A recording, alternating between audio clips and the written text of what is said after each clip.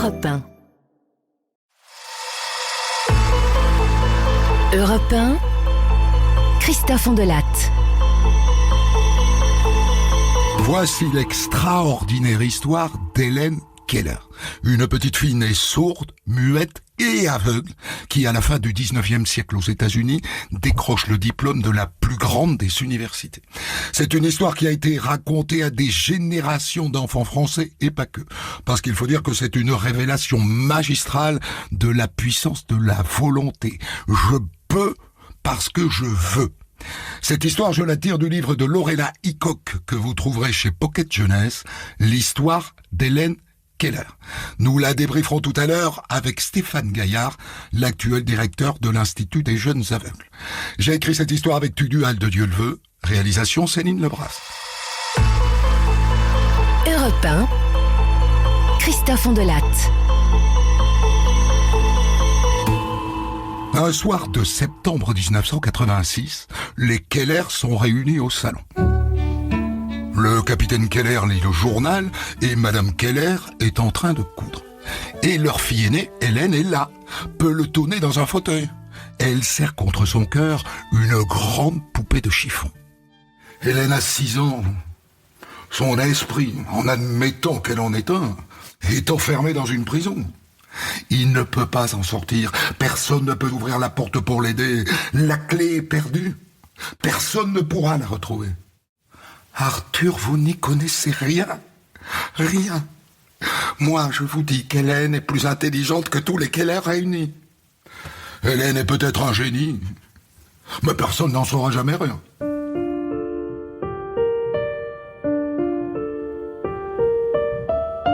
Cette conversation à son sujet, la petite Hélène qui est là dans le fauteuil ne l'entend pas. Elle ne peut pas l'entendre, car elle est sourde, muette et aveugle. Une congestion cérébrale qui l'a frappée quand elle avait 2 ans. Il n'y a aucune manière de communiquer avec elle.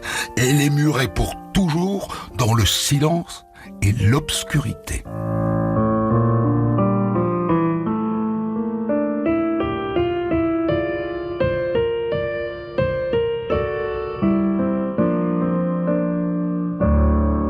À un moment, Hélène descend de son fauteuil et à tâtons, elle va jusqu'au berceau où elle a dormi petite. Avant, elle aimait y coucher sa poupée, la border, la bercer.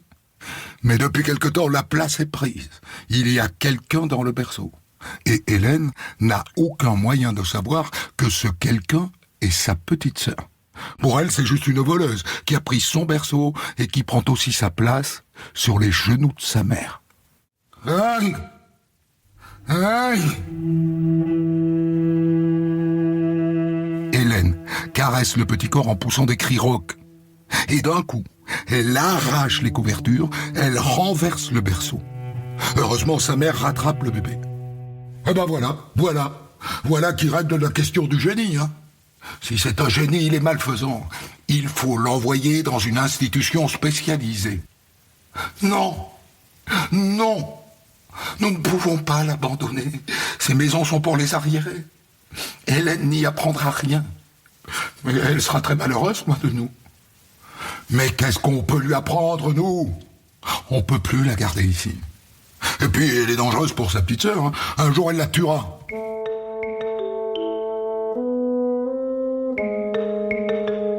Hélène ne connaît pas les mots. Elle ne connaît que les mains.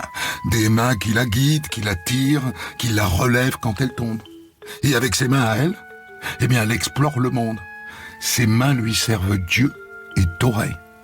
Et lentement, longuement, elle caresse le visage de sa mère. Elle suit du doigt son nez, sa bouche. Et elle sent sa bouche qui remue. Et elle aussi, elle essaye de faire bouger ses lèvres. Pourquoi est-ce qu'ils font ça? Pourquoi ils jouent pas avec moi? Je veux comprendre. Je veux parler. Je veux entendre. Et en général, au bout d'un certain temps, épuisée par sa révolte et son désespoir, Hélène s'endort. Et c'est ce qu'elle fait encore aujourd'hui. Il n'y a rien à faire, nous sommes complètement désarmés, nous sommes incapables de lui apprendre quoi que ce soit. Je sais. Je sais, nous sommes trop faibles avec elle. Elle n'en fait qu'à sa tête. Mais comment est-ce qu'on pourrait la punir, puisqu'on ne peut pas lui faire comprendre pourquoi on la punit? Eh bien, nous devrions écrire à Boston, à ce professeur dont nous a parlé le docteur Bell.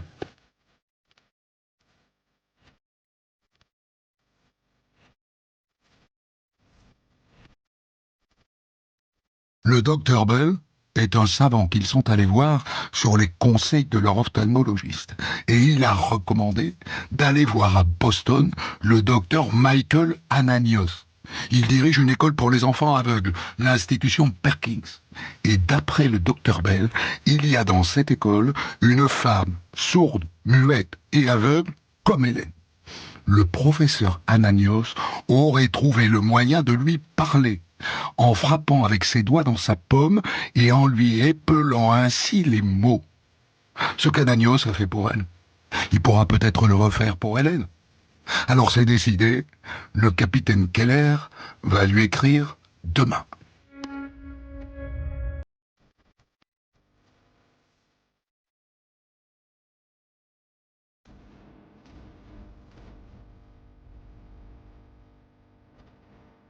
Le professeur Ananios a répondu. Nous pouvons certainement essayer avec Hélène les méthodes que j'ai expérimentées sur la jeune Laura.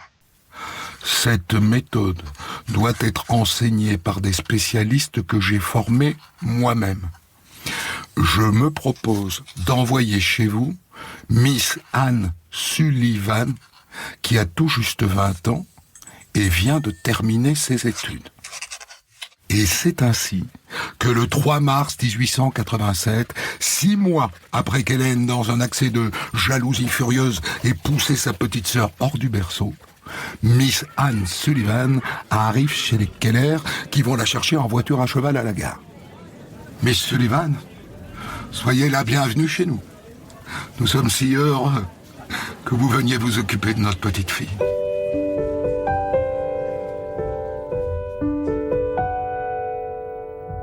Le lendemain, Anne Sullivan prend Hélène par la main et elle la conduit jusqu'à une table.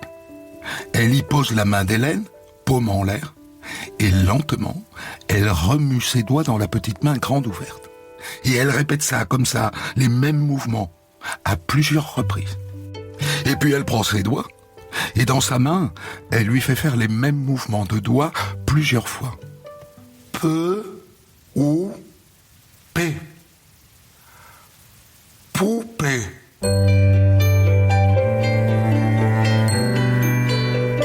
Et Hélène, ça l'amuse. Alors elle essaye d'imiter Anne. Au début sans succès, et puis tout à fait bien. Et là, Anne lui enlève sa poupée, prête à la lui rendre dès qu'Hélène lui épellerait avec les doigts le mot poupée. Mais Hélène ne comprend pas. Elle ne fait pas le rapprochement entre le jeu amusant qui consiste à agiter ses doigts dans la main de cette étrangère et la poupée qu'on vient de lui enlever. Hélène vient de prendre sa première leçon.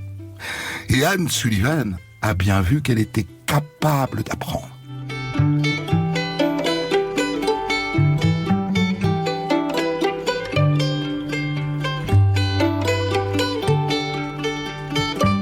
La première chose qu'Anne veut apprendre à Hélène, c'est la discipline.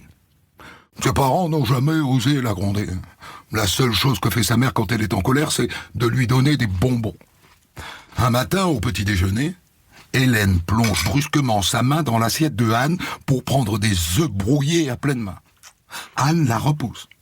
Hélène recommence. Alors elle lui donne une tape sur la main. Et là, Hélène se met à se rouler par terre en hurlant. « Ne vous inquiétez pas, hein, monsieur et madame Keller. Je vous en supplie, laissez-moi faire. C'est une simple colère. Il ne faut pas céder. »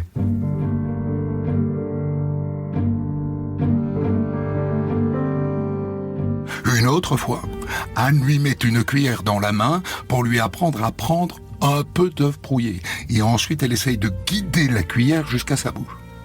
Hélène jette la cuillère par terre. Alors Anne lui prend solidement la main, elle l'amène jusqu'à la cuillère et elle la force à la ramasser. Une autre fois, Hélène se met à la pincer. Et là, Anne lui colle une gifle. Encore une autre fois, Hélène arrache la serviette qu'Anne lui a mise autour du cou. Et elle la jette. Et Anne la force à la ramasser. Et Hélène la lance encore, une fois, 2 fois, 3 fois. Depuis son bureau, on entend le père qui hurle. « Je vais renvoyer cette fille !» Et puis, vaincue par la fatigue, Hélène est là, par terre. Anne se penche, elle lui caresse doucement les cheveux. Elle prend sa main, elle la referme doucement sur la serviette et elle la relève.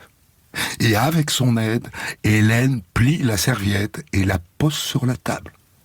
Et après, c'est une petite fille très calme qui descend pour jouer dans le jardin.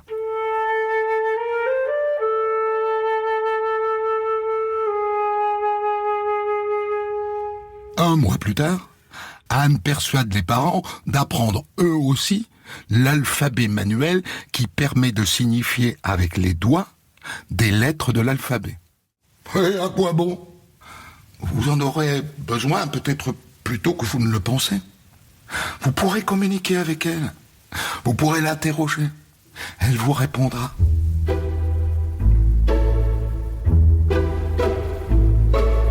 Madame Keller s'y met très vite. Mais lui ne veut pas avoir trop d'espoir.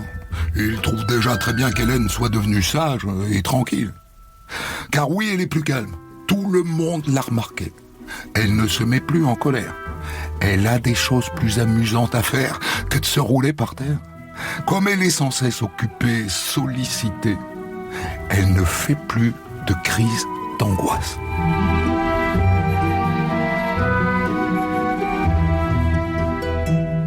Un matin, Anne se met à épeler 2 mots avec ses doigts dans sa petite main.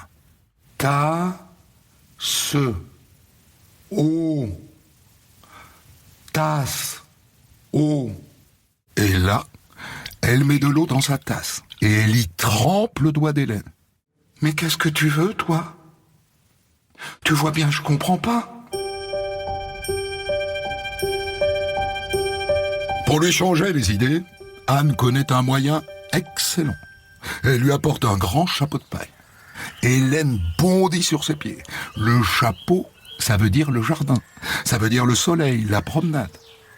Dans le jardin, il y a un puits. Anne lui remet une tasse dans la main. Elle fait couler un peu d'eau du puits dedans. Et là, elle prend sa main et elle la lui trempe dans l'eau. Et dans sa paume, elle épelle le mot E-A-U. D'abord lentement, et puis de plus en plus vite. Hélène laisse alors tomber la tasse, et elle reste absolument immobile. E-A-U ? C'est cette chose merveilleusement fraîche. Et là, Hélène prend la main d'Anne, et elle épelle dans ses petits doigts E-A-U. Pour la première fois de sa vie, Hélène Keller vient de parler à quelqu'un. Retrouvez Christophe Ondelatte pour la suite de votre récit dans un autre podcast déjà disponible sur votre plateforme.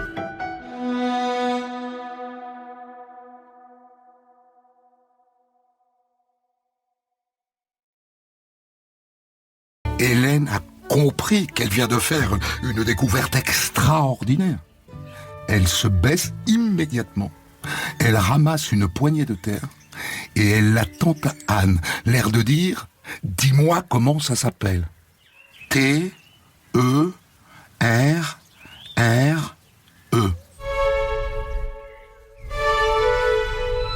En remuant ses doigts dans la main d'Hélène, Anne épelle le mot plusieurs fois. Et Hélène l'imite en épelant à son tour « terre ». C'est gravé dans sa mémoire, elle ne l'oubliera plus. Et à partir de là, elle veut tout savoir, et vite.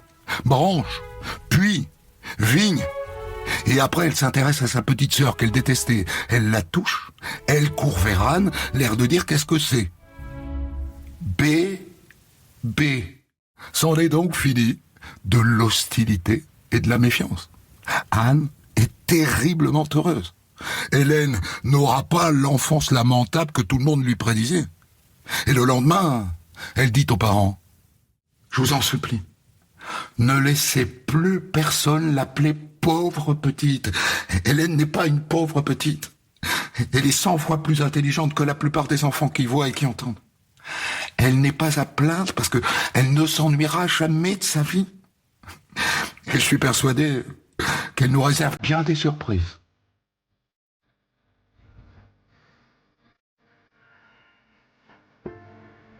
Le moment est venu de franchir un nouveau cap. Faire des phrases. Lui apprendre à utiliser des verbes. Être, courir, marcher, aller. Et puis des prépositions. Dans, sur, à, de. Anne lui donne des cartes qui portent imprimés en relief les mots qu'elle connaît déjà. Hélène passe ses doigts sur ces cartes. Et à chaque fois qu'elle touche un mot, Anne le lui épelle dans la main. Et Hélène comprend que les bosses sous son doigt signifient la même chose que les mouvements dans sa main. Elle est en train d'apprendre à lire. Et ça l'amuse beaucoup. Anne lui donne alors les cartes qui portent des bosses incompréhensibles, c'est-à-dire EST et SUR. Elle n'essaie pas de lui expliquer. Elle invente juste un jeu. Elle place une boîte sur la table. Et elle pose la carte avec le mot boîte à côté. Et entre les deux cartes, elle pose le mot EST et le mot sur SUR. Hélène reconnaît boîte. Elle reconnaît table. Et comme si ça allait de soi, elle comprend la construction de la phrase d'un coup. La boîte est sur la table. Le soir même, elle se met dans son placard, dans sa chambre, sur sa robe. Elle épingle la carte Hélène, et par terre, elle a étalé les cartes et dans un placard. Hélène est dans son placard. Vous vous rendez compte? Elle a fait ça toute seule. C'est sa première phrase.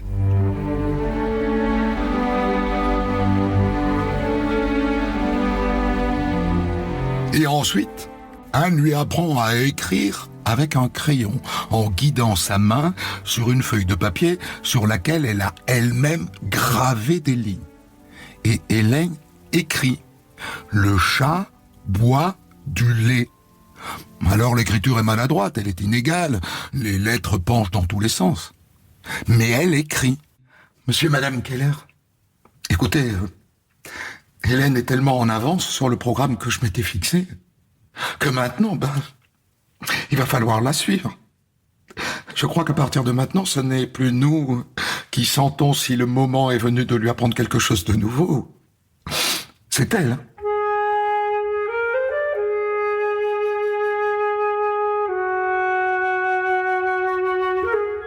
Après cela, Anne lui apprend aussi à écrire le bail, à percer des trous dans une feuille de papier. À quoi ça sert? C'est une autre façon d'écrire. Et c'est ainsi qu'Hélène devient l'enfant le plus célèbre du monde. Au début, quelques articles dans des revues médicales et pédagogiques, mais très vite, des articles dans tous les journaux. Tout le pays est au courant. Et les gens n'ont pas de pitié pour elle. Ils ont de l'admiration. Tout cela, évidemment, Hélène l'ignore. Et Miss Sullivan y tient. Il ne faut pas qu'elle devienne un enfant prodige, gâtée et prétentieuse. Je pense qu'elle cesserait de faire des progrès et qu'elle deviendrait malheureuse.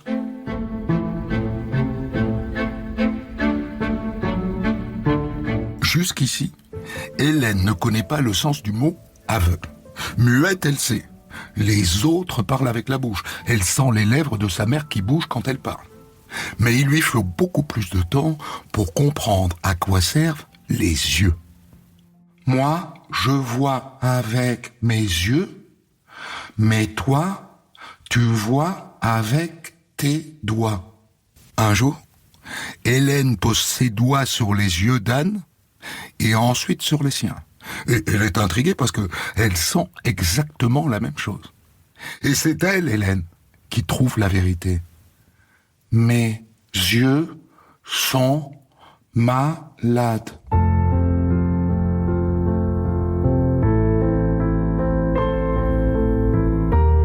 Un jour, Anne Sullivan apprend l'existence de Ragnhild Kahata. C'est une jeune Norvégienne aveugle et sourde comme Hélène. Il paraît qu'elle parle, presque comme tout le monde. Et ça serait très utile parce que les gens ne connaissent pas l'alphabet manuel. Et c'est possible, techniquement possible, parce que les sourds ne sont muets que parce qu'ils n'entendent pas leur propre voix. Mais ils peuvent parler. Anne commence par placer sa main sur son cou pour qu'elle sente la vibration des cordes vocales. Ah. Son projet est de lui apprendre à parler avec sa gorge et avec ses lèvres. Pour l'instant, les sons qu'elle émet sont très désagréables à entendre. Anne décide alors de l'amener chez Miss Fuller, qui dirige une école pour enfants sourds à Boston. M. P. S. T. Au bout d'une heure, Hélène a appris à émettre 6 sons différents. Et le jour de sa 11e leçon, je ne suis plus muette. Et les années passent. Et toutes les semaines, tous les jours, Hélène fait des progrès. Un jour, Hélène vient d'avoir 11 ans. Anne Sullivan l'amène voir des amis dans une université. Et tandis qu'elle se promène, elle la lui décrit via les doigts, les bâtiments, les professeurs, les amphithéâtres. Et le soir au dîner, Hélène fait une annonce. Un jour, j'irai à l'université. Mais moi, j'irai à Harvard. Elle n'a que 11 ans. C'est trop tôt. Et puis Harvard est une université de garçons. Mais peu importe. Il faut absolument que je lui trouve une école. Il lui faut une école où elle pourra suivre des études. Il faut à Anne 3 ans pour trouver une école qui lui convient. Une école spéciale pour les sourds et muets qui se trouve à New York. Bon, les élèves sont sourds et muets, mais pas aveugles. Mais je suis certaine qu'elle pourra suivre. Et puis on me permet d'assister au cours avec elle. Je pourrais tout lui épeler dans la main.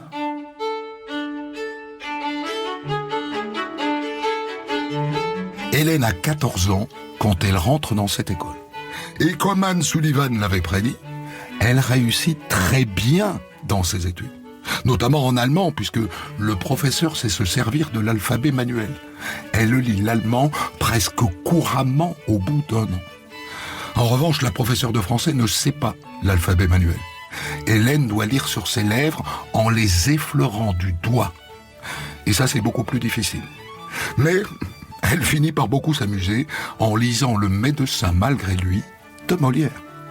Il n'y a que sa diction qui ne s'améliore pas. Elle est très défavorisée par rapport aux élèves seulement sourds qui, eux, peuvent observer avec leurs yeux le mouvement des lèvres de leur professeur.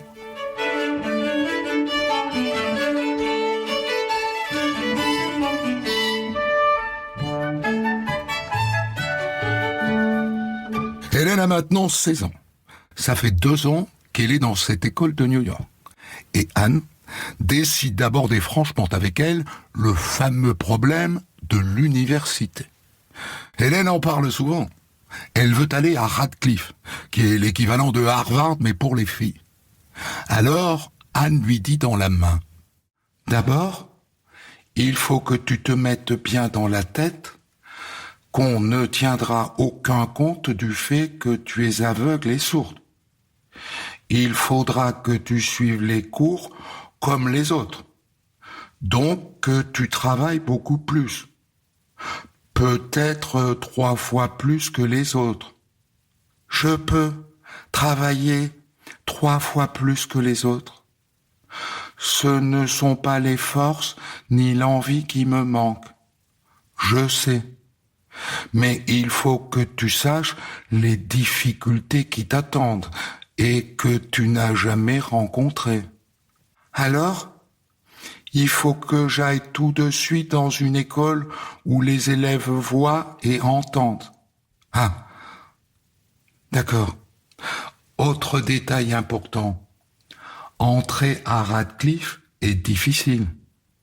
Il n'est pas sûr qu'ils te prennent. Tant pis. Je veux essayer quand même.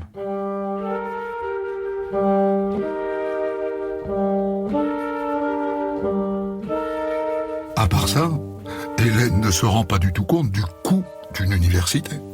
Son père n'est pas riche. Et d'ailleurs, depuis quelques années, il ne peut plus payer le salaire d'Anne Sullivan. À sa demande d'ailleurs. Anne lui a dit qu'elle aimait trop Hélène pour se faire payer. Tout cela, Hélène l'ignore. Mais dans son école de New York, elle s'est faite des amis, dont certains sont riches et célèbres, comme Mark Twain par exemple, qui a écrit Les aventures de Tom Sawyer. Et c'est lui, Mark Twain, qui réunit tous ses copains et rassemble la somme nécessaire pour qu'Hélène aille à l'université. La question de l'argent est résolue. Il reste à Hélène à passer l'examen d'entrée. Aucun étudiant aussi lourdement handicapé n'a jamais tenté de franchir le barrage de Radcliffe. Aucun. Il faut donc trouver une école pour préparer l'examen. Anne en trouve une école de Cambridge, où toutes les filles connaissent son histoire. Elle l'admire. Bon, le seul moyen qu'elle puisse suivre les cours, c'est évidemment que quelqu'un lui épelle les mots dans la main. Et donc, Miss Sullivan viendra en classe avec elle, pour voir et écouter à sa place. Et ça, le directeur l'explique aux autres élèves. Elle récitera en classe comme tout le monde. Au début, sa voix vous paraîtra bizarre. Vous aurez certainement beaucoup de mal à la comprendre. Mais vous vous y habituerez.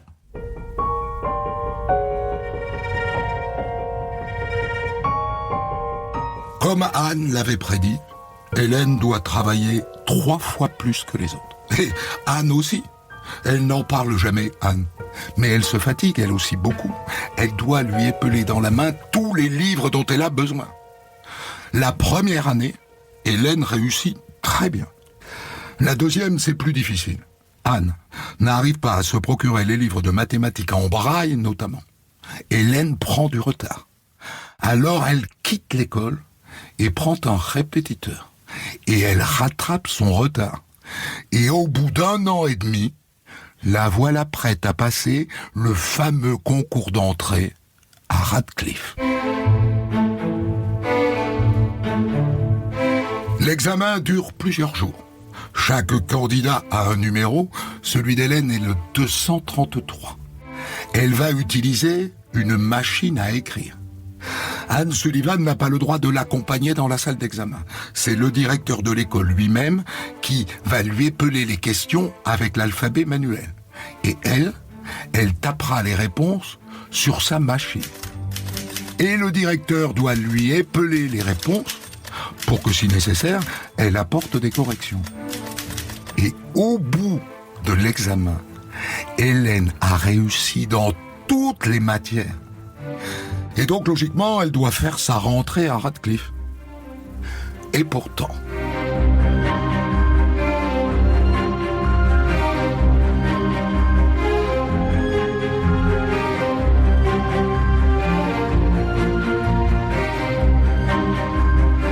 Et pourtant, les professeurs n'en veulent pas.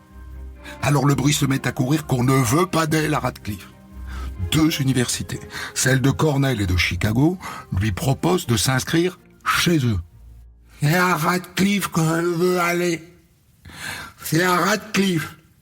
Et c'est à Radcliffe que j'irai. Elle écrit donc une lettre au président du conseil de l'université. Je reconnais que de très grands obstacles s'opposent à mon entrée, mais un véritable soldat ne s'avoue jamais vaincu avant la bataille.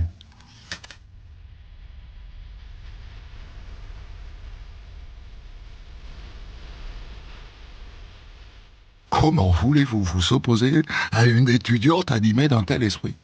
Et donc Hélène est finalement admise à Radcliffe, à une condition: qu'elle repasse le concours, sous prétexte que le directeur de l'école lui a peut-être facilité la tâche lors de certaines épreuves.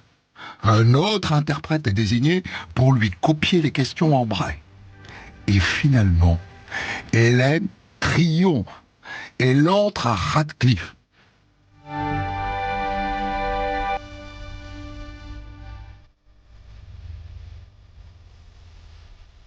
Pendant les études d'Hélène à Radcliffe, Anne est toujours là, à traduire. C'est épuisant pour elle.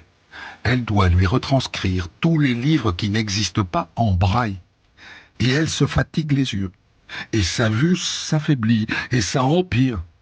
Hélène essaye de la persuader d'aller voir un ophtalmologiste. Mais Anne, qui sait très bien ce qui l'attend, remet toujours à plus tard. Tu as peur de ce qu'il va te dire ? Mais non, ne sois pas stupide. Mais un jour, Anne doit s'arrêter au milieu d'une phrase. Elle a comme un brouillard devant les yeux. Alors elle décide de consulter un spécialiste et Hélène l'accompagne. Combien d'heures par jour faites-vous la lecture à Hélène, madame ? Jusqu'à 5 heures de suite. Mais c'est une folie. Si vous voulez sauver un peu de la vue qui vous reste, il faut vous arrêter complètement, pendant plusieurs mois. Hélène se sent coupable de ça, au point d'ailleurs qu'elle envisage de quitter l'université.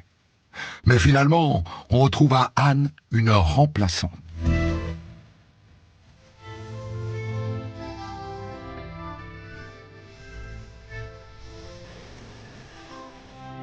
En juin 1904, à l'âge de 24 ans, Hélène Keller est diplômée de l'université de Radcliffe. Mention bien. Pour gagner sa vie, elle fera des conférences dans tous les États-Unis, avec sa voix, son timbre monotone et désagréable, et sa mauvaise diction. Mais pourtant ce sera un succès, parce que les gens l'admirent. Et elle écrira aussi des livres. Et Anne restera à ses côtés jusqu'à sa mort.